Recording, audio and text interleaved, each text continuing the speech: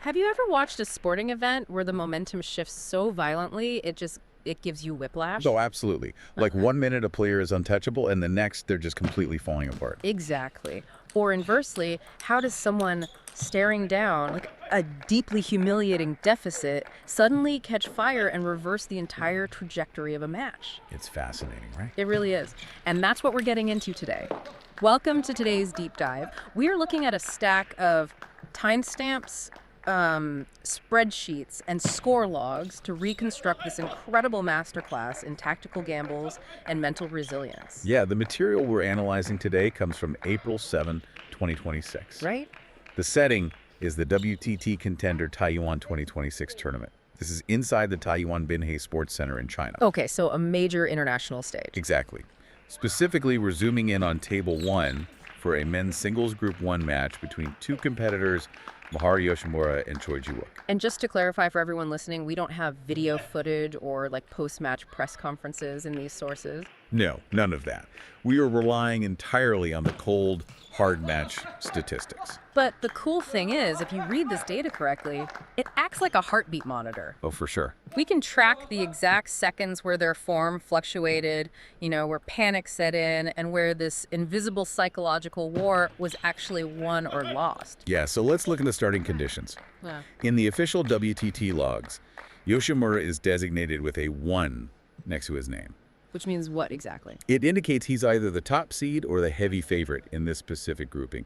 We don't have their full bios or exact rankings in front of us, but that 1 tells us a lot about the expectations. Right, he's the guy to beat. Exactly. And the moment the match begins, Yoshimura plays with the sheer aggression of a heavy favorite. Yeah, he really comes out swinging. I mean, the timestamps for Game 1 show Yoshimura establishing just total dominance before Choi can even register what's happening. That's a blitz. Truly. Yoshimura strings together point after point, jumping to a massive 5-0 lead right out of the gate. 5-0. It's brutal.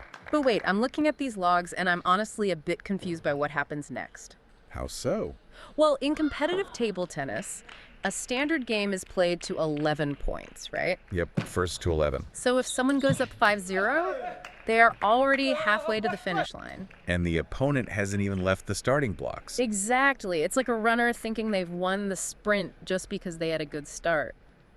Statistically, that 5-0 hole should be a death sentence for Choi. You'd think so, yeah. Why doesn't he just fold and save his energy for game 2? Like, is an early lead like that actually a psychological trap? That's the perfect way to phrase it. It Ah. absolutely can be a trap. What you're looking at is a phenomenon we can call the vulnerability of the frontrunner. Vulnerability of the frontrunner. Yeah. When a player jumps to an overwhelming early lead, like a 5-0 advantage, a very subtle shift often happens in their cognitive approach. They relax too much. Not necessarily relax, but they stop playing offensively. Ah. The offense is what built the lead in the first place. But subconsciously, they shift to playing defensively. They start playing not to lose. Oh, so they tighten up. It's like a football team switching to a prevent defense in the first quarter just because they scored an early touchdown. Precisely. Loss aversion kicks in for the leader. But for the trailing player, Choi, in this case, the dynamic is completely inverted. Because he has nothing to lose. Exactly. Because he's down 0-5, his back is against the wall so early that the conventional pressure just evaporates. Wow. Overthinking is no longer a viable option, and that allows him to enter this psychological flow state. So his form just drastically improves because he's relying on instinct. Yes. The mechanics of his swings become instinctual rather than calculated, and the data from Game 1 proves this mechanism entirely. Yeah, because Choi does not fold. He methodically halts Yoshimura's momentum and just begins clawing back point by point. It's incredible to see in the logs. He forces the score to a 9-9 tie. And from that tie, Choi secures the final 2 points to steal the first game 11-9. It's a stunning reversal. It really is. In fact, if you look at the aggregate match statistics later on, there's a category called Greatest Deficit Overcome. For the entire match, across all games played, Choi's greatest deficit overcome is listed as exactly 5 points. Wow. He burned his ultimate comeback energy right there in the opening minutes of the contest. And that kind of exertion is crucial to note, right? A comeback like that is exhilarating, but it is not free. It takes a toll. A massive toll. It creates a physical and emotional debt. Yeah. Choi just spent an immense amount of cognitive energy to drag himself out of a 0-5 hole. Right, and Yoshimura, meanwhile, has to walk back to his corner to process the reality that he just squandered a massive mathematically dominant lead. Exactly. The emotional volatility of both players heading into Game 2 is at an absolute peak. Which brings us to the fallout, because the bill for that Game 1 comeback comes due almost immediately. Oh, yeah. Game 2 is the undeniable turning point of the entire contest. It's not a sprint like Game 1. It is an agonizing marathon. A total dogfight. The score logs show this grueling back and forth where neither player can establish a comfortable lead. They are just trading blows, marching steadily upward. And to understand the stakes here, we really need to remember the win-by-2 rule in table tennis. Right. You play to 11, but if the score reaches 10-10, you enter sudden death overtime. You have to win by 2 clear points. And the timestamps reveal an incredibly tense progression here. They hit 10, 10, then 11, 11, then 12, 12. It's a bloodbath. It really is. But before we reach the conclusion of this overtime, we have to isolate a critical entry in the log. The timeout. Yes. At exactly 4:11:10 p.m., with the score sitting at a precarious 9-10, Choi calls a tactical timeout. Okay, I really want to unpack this timeout because I want to challenge the logic here. Sure. Usually in sports, you call a timeout to ice your opponent, right? You want to freeze them when they're on a hot streak. Typically, yes. But here, Choi is facing game point. Yoshimura is up 10-9 and threatening to serve out the game. Choi is the one absorbing all the pressure. Right. So by calling a timeout when you are cornered, aren't you just bleeding confidence? Like, doesn't that tactical pause actually backfire by breaking your own rhythm and giving your opponent time to realize they have you on the ropes? It's a totally fair question. It's a calculated risk, but in table tennis, it's primarily a survival tactic. The survival tactic. Yeah. When you're staring down a game point, the pace of the match is usually being dictated by the server. Calling a timeout breaks that specific sequence. I see. It forces a physical pause. Yeah. Yes, it might look like an admission of vulnerability, but it's completely necessary to halt the opponent's rhythm and just lower your own heart rate. That makes a lot of sense. It makes me think of calling a sudden timeout in the middle of a disastrous boardroom presentation. Oh, that's a great analogy. Like, you know you are losing the room, and pausing might look like a sign of weakness, but you have to stop the bleeding and regroup before the client completely walks out the door. You need to break that downward trajectory. That is the exact mechanism at play. And if we look at the subsequent points in the log, Choi's boardroom pause actually works. He survives. He survives that immediate scare. Yeah. He pushes the score to 10-10, forcing the overtime. Right. And then they just battle. 11-11, 12-12, 13-13. At one point, Choi even secures a game point of his own at 13-14. Wait, really? He's at 13-14. Yep, he is one single swing away from going up 2-0 in the match. Man, if he hits that point, he puts Yoshimura in a 2-0 hole, which is practically insurmountable. Absolutely, but he doesn't. Oh. Yoshimura's mental conditioning just takes over. Under extreme duress, Yoshimura secures back-to-back points. He survives the sudden death overtime to win the marathon game 16-14. Wow. 16-14, tying the overall match at 1 game apiece. They practically played a game and a half just in that single frame.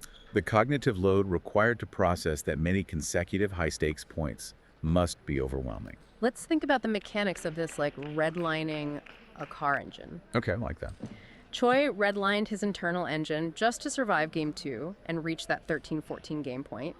He pushed the RPMs into the danger zone to keep pace with Yoshimura. Right. And even though he almost won, the engine basically blew. That is a highly accurate way to visualize the data we see in Game 3. Because surviving a 16-14 game, it alters the baseline form of both players involved. Oh, so? Well, it supercharges the winner and completely drains the loser. When Game 3 begins, Choi's engine is entirely blown. Yeah. The stats for Game 3 are wild. Yoshimura jumps to a 4-0 lead, stretches that out to a 9-1 run, and ultimately crushes Choi with a final score of 11-4. An 11-4 scoreline at this level of play is a staggering blowout. It's a complete structural collapse on Choi's part. It's the statistical signature of cognitive debt. Choi simply had no mental or physical reserves left to process Yoshimura's tactics. Right. And the logs show Choi trying to find his footing again in Game 4. Yeah, it looks a bit tighter early on. They tie at 3-3, 4-4, and 7-7. He's desperately trying to channel that Game 1 flow state, But Yoshimura's momentum is just too firmly established at this point. He rides that wave to an 11-8 victory, officially winning the match 3-1. Exactly. So having seen Yoshimura survive that Game 2 crucible, we now need to step back and look at the macro-level match statistics, because this is where the underlying story of exactly how Yoshimura dominated really comes into sharp focus. Yeah, the aggregate data is very telling. Despite the fact that they split the first 2 games in highly competitive, nail-biting fashion, the final point tally is incredibly lopsided. Yoshimura won 47 total points across the match. Choi only won 37. A 10-point differential in a 4-game match is a massive chasm. It really is. It highlights a severe disparity in tactical efficiency.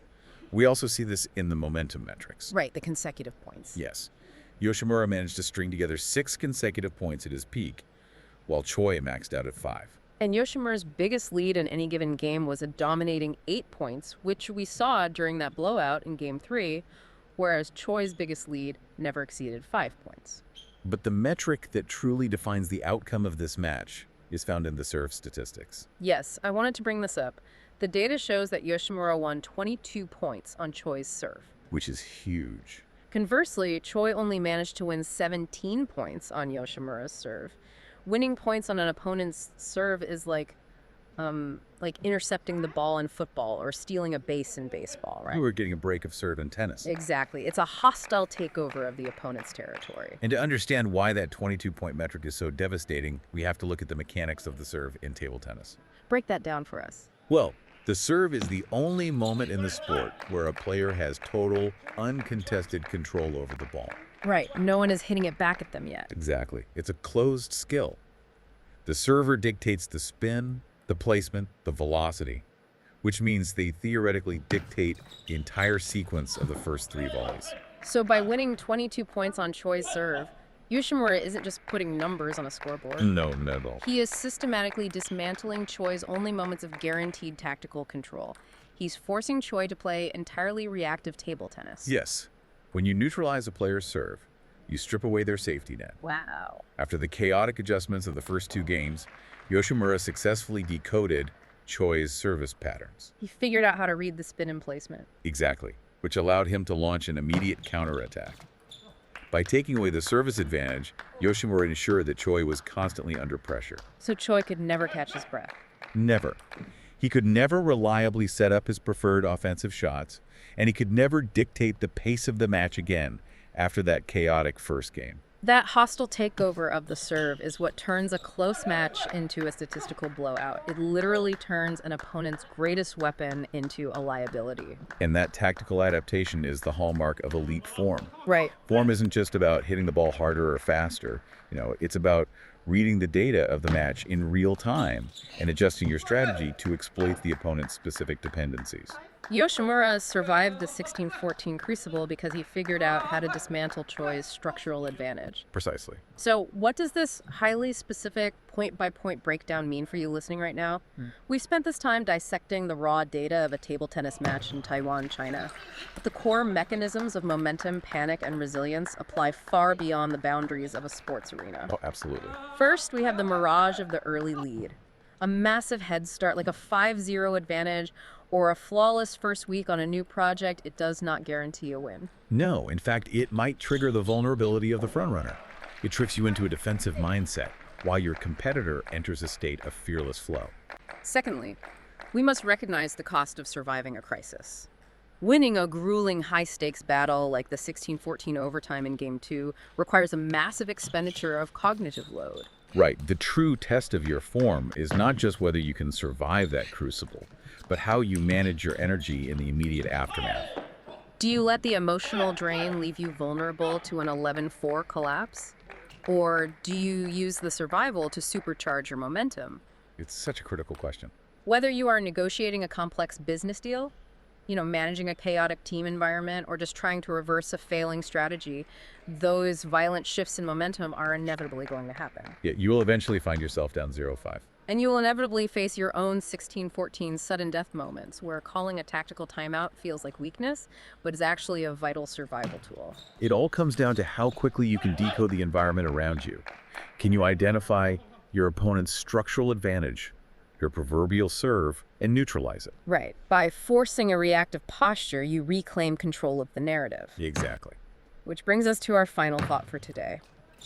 We just took a cold, sterile spreadsheet of timestamps, point tallies, and match logs, and we reconstructed an incredibly tense, emotionally exhausting human struggle. It really is a crazy story when you look closely. It's all hidden in the numbers if you know how to read the mechanics behind them.